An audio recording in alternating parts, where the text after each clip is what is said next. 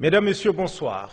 La destination Tchad est de plus en plus regardée par les investisseurs de tous bords depuis bientôt 4 ans. À l'absence d'un mécanisme de statistique, il m'est difficile de quantifier en termes de valeur ajoutée ou même de valeur absolue, mais comparé à la décennie 90, le sol tchadien a vu débarquer un bon nombre de faiseurs de richesses, de vrais, mais aussi de moins vrais, des filous, des charlatans, des prédateurs et même de vrais négriers des temps modernes.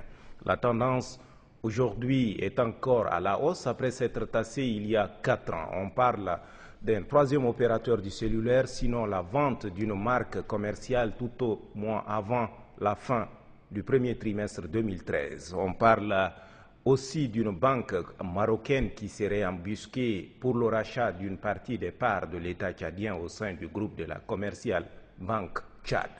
Du côté de nos amis chinois, une bonne dizaine d'entreprises auraient déjà fait les valises dans l'attente d'un charter vers le Tchad. On parle également de la Russie, de l'Inde et même de l'Empire du Soleil Levant qui serait intéressé par le gaz, les mines. Les nouvelles du front sont de ce point de vue bonnes, eux-mêmes rassurantes. Quid de l'emploi? L'emploi des locaux, bien entendu, car la plus-value pour l'État et les retombées pour le développement socio-économique, mais aussi et peut-être surtout l'amélioration du PIB, se mesurent non pas à l'échelle de la courbe des impôts, TVA et autres taxes douanières, mais bien plus à l'échelle des richesses consécutives aux emplois d'un côté et de l'autre l'accompagnement des PMI-PME locales.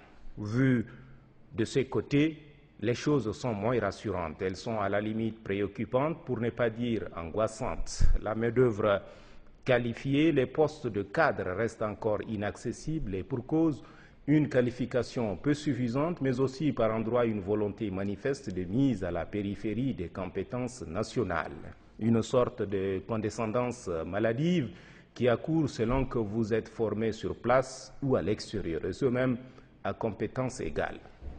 Dans certaines boîtes à capitaux étrangers, il est à remarquer que certains postes généralement chèrement rétribués sont la chasse gardée des nationalités précises. Jamais les nationaux n'y accèdent. Le gros du personnel recruté en local travaille comme dans les plantations de la canne à sucre du temps de la traite négrière. Cette main-d'œuvre corvéable à merci ne participe à la vie de l'entreprise que pour accroître le bénéfice, mais elle doit se contenter de son traitement d'indigent et à vie. Les employés dans les milieux du privé vivent le martyre, frustration, harcèlement moral et de fois sexuel, sinon les deux à la fois. Brimades, psychiques sont les plats servis à chaud ou à froid, c'est selon le tout bien souvent avec la bienveillance des instances de régulation du travail.